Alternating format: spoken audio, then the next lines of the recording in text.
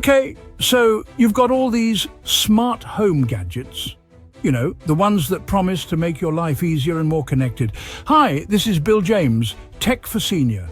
You have lights that you can control with your voice, thermostats that learn your schedule, speakers that play your favorite tunes with a simple command, and the works. But here's the catch. All these devices come from different brands, and each one has its own app. It's like having a remote control for every single appliance in your home. Frustrating, right?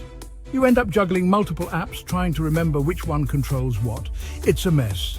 That's where Matter comes in. Think of it like a universal translator for your smart home. Imagine if all your devices could understand each other, no matter who made them. Matter is a new standard that helps all your devices speak the same language. It's like teaching them all to communicate in a common tongue so they can work together seamlessly. No more headaches trying to get your smart lights to work with your smart assistant. With Matter, you can use one app or voice assistant to control everything. Imagine telling your smart assistant to dim the lights, adjust the thermostat, and play your favorite playlist, all without a hitch. Matter makes it all just work, seamlessly. It's like having a well-orchestrated symphony in your home, where every device plays its part perfectly. No more tech headaches, just a smooth, connected experience that makes your life easier and more enjoyable. So, whether you're a tech enthusiast or just someone looking to simplify their home, Matter is here to make your smart home dreams a reality. Remember the days of trying to connect a printer? It felt like you needed a degree in computer science just to get it to work. You'd spend hours fiddling with cables, drivers, and settings, only to end up more frustrated than when you started. Yeah, setting up a smart home could be like that. The promise of a seamless, interconnected home was often overshadowed by the reality of endless compatibility issues and confusing setups. Which hub do you need? Is this device compatible? Ugh, the sheer number of hubs and protocols was enough to make anyone's head spin.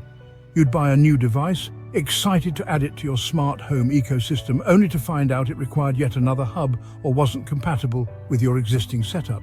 You'd buy a smart bulb, only to find out it only works with one specific app. And that app might not play nicely with the other apps you were already using. It was a constant juggling act, trying to keep everything working together. Or you'd spend hours trying to connect your smart lock to your smart speaker. Frustrating, right? You'd think it would be as simple as pressing a button. But no, it often involved multiple steps, firmware updates, and sometimes even a call to customer support. It was like each brand was speaking a different language. One device might use Zigbee, another Z-Wave, and another Bluetooth or Wi-Fi. Trying to get them all to communicate was a nightmare. You needed a degree in tech just to get your smart home working. The manuals were often written in technical jargon that was hard to understand, and online forums were filled with people experiencing the same issues. It was a common struggle, and it made the dream of a smart home feel more like a distant reality. But when you finally got everything working, it was like magic. Lights that turned on with a voice command, locks that secured your home with a tap on your phone, and thermostats that adjusted themselves based on your preferences. It was worth the struggle, but oh, what a struggle it was. Thankfully, things are getting better. New standards and protocols are making it easier for devices to work together.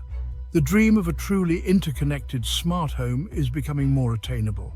But let's not forget the journey it took to get here. The struggle was real, but the future looks bright. But fear not, fellow tech enthusiasts. Matter is here to simplify things. It's a common language that all your devices can understand. Imagine buying a smart light bulb and knowing it'll work with your existing smart home setup, regardless of the brand. That's the power of Matter. It's like having one remote control for your entire home theater system. No more juggling apps or dealing with compatibility issues. And the best part? It's not just some pie-in-the-sky idea. Major players in the tech world are already on board with Matter. We're talking about companies like Apple, Google, Amazon, and Samsung. These guys are putting their weight behind Matter, which means it's here to stay. This widespread adoption is key to Matter's success. The more devices and platforms that support it, the better the experience for everyone. So, what's in it for you? Okay, enough about the tech jargon. Let's talk about how Matter actually benefits you, the user. First and foremost, it means easier setup. No more struggling with complicated pairing processes or digging through menus. Matter devices will be instantly recognizable by your smart home system. Just plug it in and it works. Simple as that. Imagine this, your smart home, but smarter. But it's not just about convenience. Matter also unlocks greater interoperability between devices. Imagine telling your smart assistant to dim the lights and start the movie, and having it all happen seamlessly. Your smart home becomes a truly connected ecosystem where devices work together in harmony, all thanks to Matter. Security matters too. Now, I know what you're thinking. What about security? And it's a valid concern. The last thing you want is your smart home turning against you. Well, Matter has got you covered there too. It incorporates robust security features to keep your data safe and sound, so you can enjoy all the benefits of a connected home without worrying about your privacy being compromised. The future is connected and simple. With Matter, the future of smart homes is looking brighter and simpler than ever. No more walled gardens, no more compatibility nightmares. It's a future where you can buy any smart device knowing it'll work seamlessly with your existing setup. A future of true interoperability.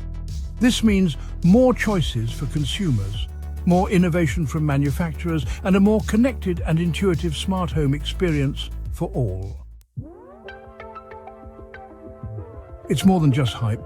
Look, I get it. There's a lot of hype around new technologies, and sometimes it's hard to separate the hype from reality. Every day we are bombarded with news about the latest and greatest innovations, each one promising to change our lives in unimaginable ways. It can be overwhelming and it's easy to become skeptical. But trust me on this one, folks. Matter is the real deal. This isn't just another flash in the pan or a passing trend. Matter is poised to make a significant impact on the smart home industry. And here's why. It's a game changer for the smart home industry. Imagine a world where all your smart devices, regardless of brand, work together seamlessly. No more compatibility issues, no more juggling multiple apps to control your home. Matter makes this possible by providing a unified standard for smart home devices. It's backed by the biggest names in tech, including Apple, Google, Samsung, and Amazon. These companies have come together to support Matter, ensuring that it has the resources and expertise needed to succeed. This level of collaboration is unprecedented and speaks volumes about Matter's potential. It addresses real consumer pain points.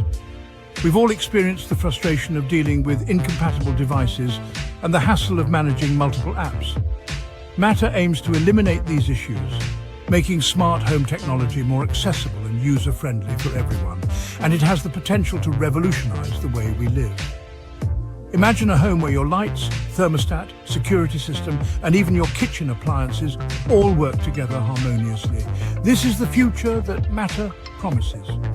And it's closer than you think.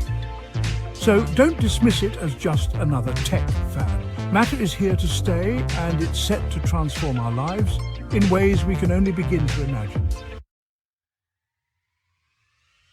Time to upgrade your smart home game. So, if you're thinking about dipping your toes into the world of smart homes, now is the perfect time. With Matter on the scene, you can invest in smart devices confidently, knowing they'll stand the test of time. Look for the Matter logo on the box. Embrace the future of connectivity. Embrace the simplicity of Matter. Your smart home will thank you for it. This is Bill James, Tech for Senior. Thanks for watching and listening. Purchase considerations for a Chromebook in 2024. In this video, we're going to cover the changing requirements of Chromebooks to meet AI expectations, why you should only buy a Chromebook Plus, and the confusion big box stores have in labeling Chromebooks. I'm Ron Brown from Tech for Senior, and today we're going to talk about purchase considerations for Chromebooks in 2024. Last year I made a video about purchasing Chromebooks in 2023. I'll put the link in the description, and I would encourage you to watch that video before watching this one.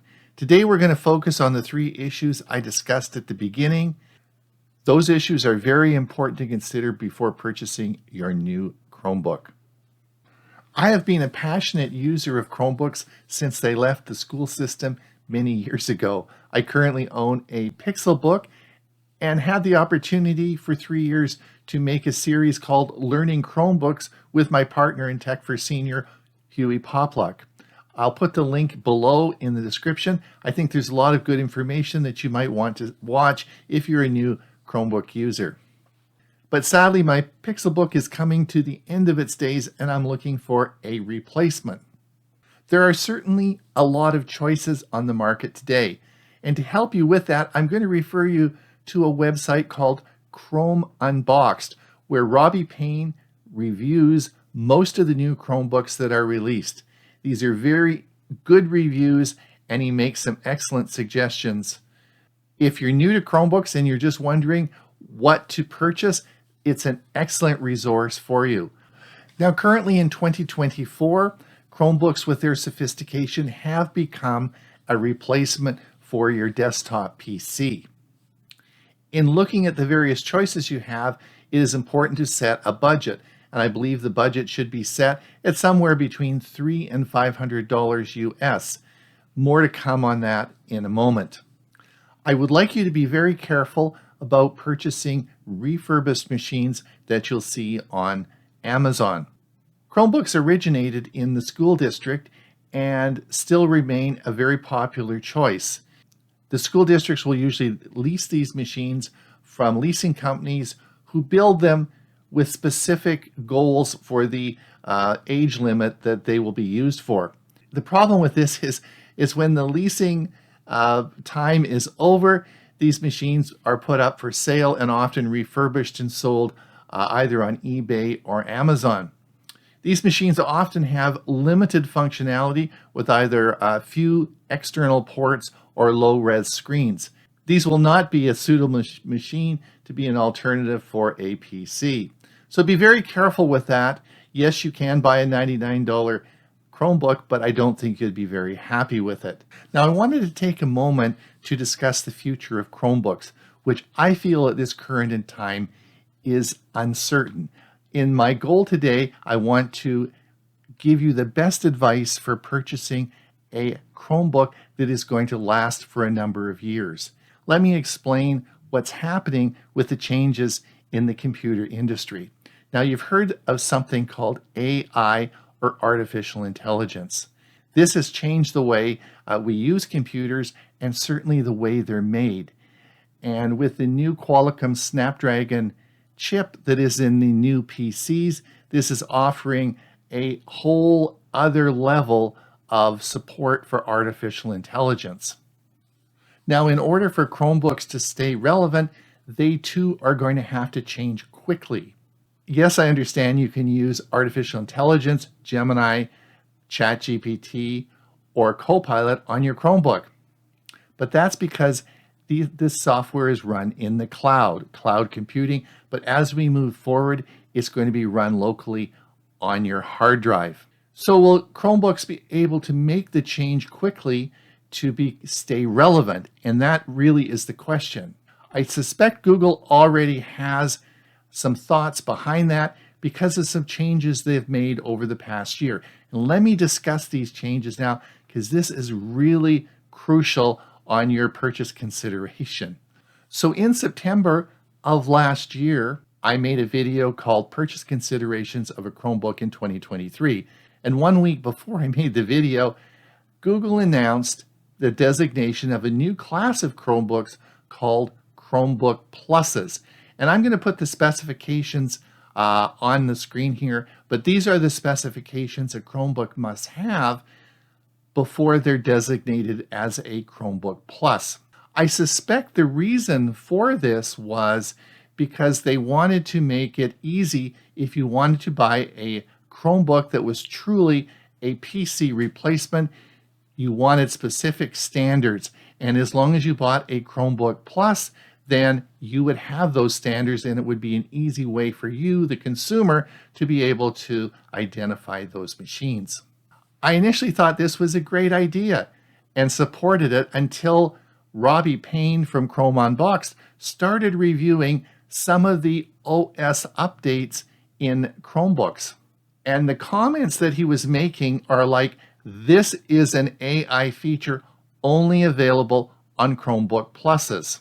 So now we have two standards in the Chromebook world. One is a regular Chromebook and the other is a Chromebook Plus.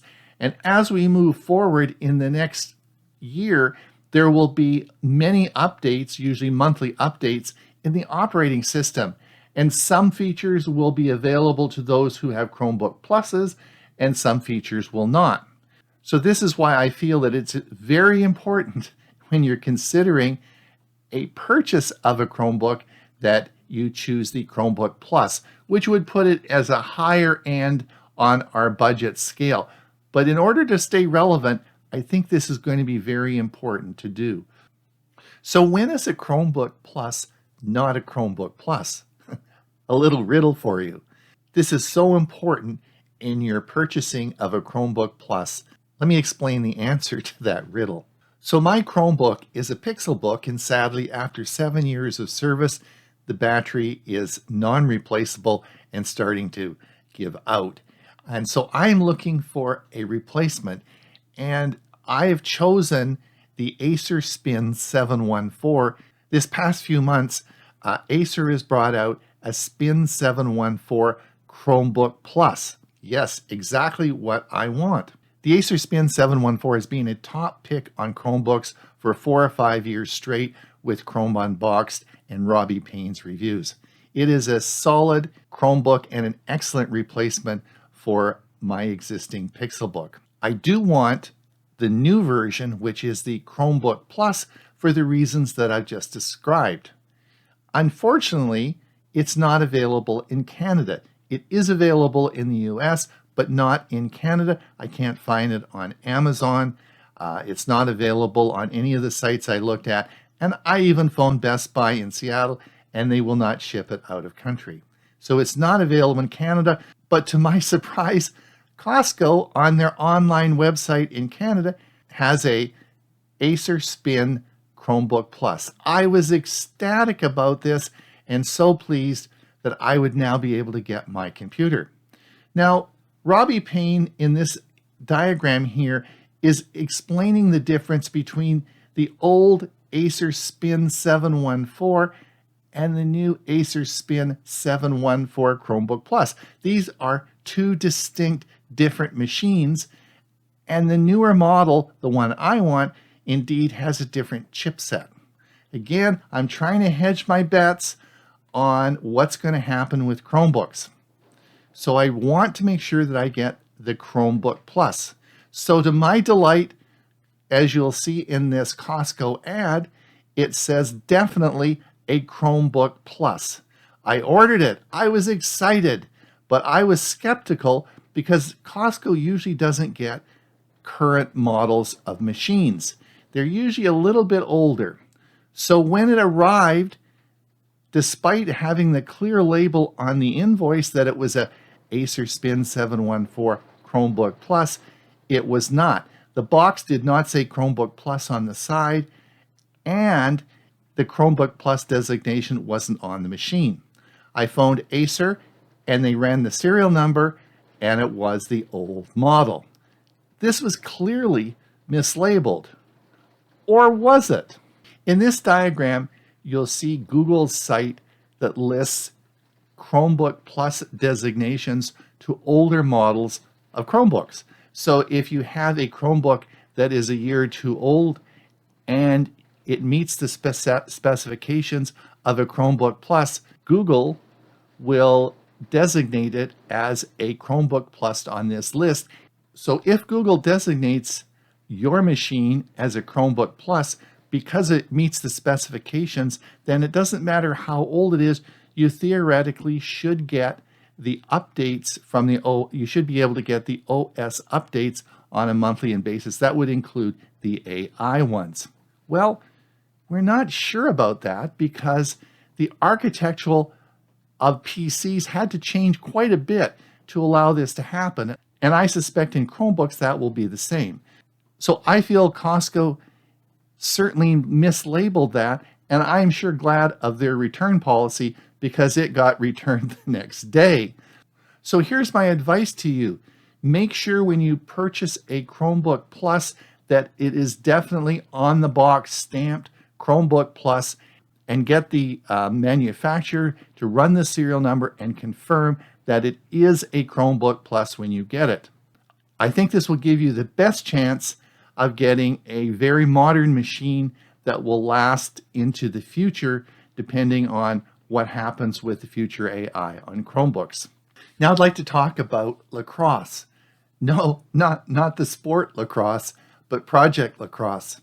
If you are interested to know more about it, I'll put a video link down below, as I made a video about lacrosse. So in a nutshell, lacrosse is a project that Google had for Chromebooks, and it was to separate the Chrome operating system from the Chrome browser. As you are aware, the Chrome browser on a Chromebook is embedded into the operating system. And as the Chrome operating system gets updated every month or so, then the Chrome browser will be updated at that time. But in actual fact, those of us who have PCs as well note that the Chrome browser often is updated every week. They're very aggressive with the updates, so it is dissimilar, and the version numbers never match the Chrome browser on a PC with that of the Chrome browser on a Chromebook. So what happened was Google decided to separate the Chrome browser from the operating system. And you could turn on this as an experimental feature, and it was called Lacrosse. And that would put the Chrome browser as an app on the surface of your Chromebook, which would be different from the operating system. So they would update at different times, and the Chrome browser on the Chromebook would match that of the browser on a PC. It would be perfectly up to date. Now, for whatever reason, I have no idea, but they decided to kill the project. So Lacrosse is dead, and it's not going to be, it's not coming. The Chrome browser will stay as part of the operating system. The reason I wanted to mention this to you is because you're wondering what happens if you've made the conversion. A lot of people watched my video. A lot of people added that as an experimental feature. Now, what will happen with version 128, it will all be turned back to the way it was. I'm not exactly sure what the menuing system will be, but what will happen is you'll do an update and it'll all go back to the way it was. The current version, which this should happen, is version 128, and that's the current version. But I notice on my Pixelbook, I only have version 126, and I don't know if they're holding it back because I have Lacrosse enabled on it, and it's going to take a little time to work through the operating system. I don't know, but it should happen very quickly now, and it will all be converted back, and you don't have to do anything about it. And the last thing I wanted to remind you is if you have a Chromebook and are a lid closure like I am, I never turn mine off. When I'm finished with it, I just close the lid and I open it up the next day. What you need to understand is the Chrome operating system has two versions on your Chromebook. There's A and B. And of course, your Chromebook runs on A, but the B version is the one that gets updated. How it changes from A to B is when you turn the power off to your Chromebook. When you close the lid, you simply put it to sleep. So if you are a lid closure like I am, not a problem. It's just at least once a month, make sure you power off your Chromebook and power it back on, and the switch will occur. I'm Ron Brown with Tech for Senior. Hopefully you're enjoying your Chromebook usage, or if you're a new Chromebook user and you want to purchase a Chromebook, I hope this video has been helpful. Remember to watch the video I made last year. It has a lot of detail on screen resolution, screen sizes, hard drives, and stuff like that. So it's a great video to watch. And as I said, I'll put the link down below. Remember that like and subscribe. If you click that button for sure, we'll notify you when our next video comes out. Have a great day until we see you again. Stay safe. Tech and Retirement, a New Era of Aging. I'm Hewie Poplock. Hey everyone, I'm here to talk about something that's close to my heart, how modern technology is revolutionizing retirement living. It's a topic that's gaining traction as more and more retirees like you, or perhaps your loved ones, are looking to age comfortably at home rather than in nursing homes. With the internet and smartphones becoming a staple in our daily lives, it's no surprise that today's retirees are embracing these tools to make aging in place not just possible, but also enjoyable. I mean, who knew that one day video calls on Zoom or health monitoring could be so vital? During the pandemic, the need for connectivity became more apparent than ever. It was during this time that many older adults found a new appreciation for tech, using it to stay safe and connected with family and friends.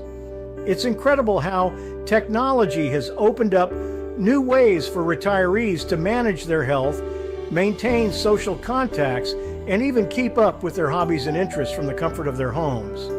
Now let's talk gadgets and innovations, from smart homes that let you control lights, temperature, and security remotely, to virtual reality experiences that can take you to Paris without leaving your living room. The possibilities are endless. And let's not forget about robotic pets. These aren't your average furry friends, but they offer companionship and joy to those who may need it. But it's not just about comfort. Safety is a huge aspect of technology in retirement. Imagine wearable devices that can alert someone if you fall, or systems that remind you when it's time to take your medication. It's about creating an environment where you can stay independent and active with every need just a click away. The future looks bright too. We're talking about advancements like robotic assistants for daily tasks, and even more immersive virtual reality applications that could greatly benefit those with dementia. The goal here is clear: to help retirees like yourself stay in your homes, live safely, and enjoy life without limitations. So whether you're tech savvy or just getting started, there's no denying the impact technology has on retirement living. It's truly transforming how we think about aging, making it a phase of life to look forward to with excitement rather than uncertainty. Stay tuned, stay techy, and most importantly, stay happy in your golden years. Thanks for listening.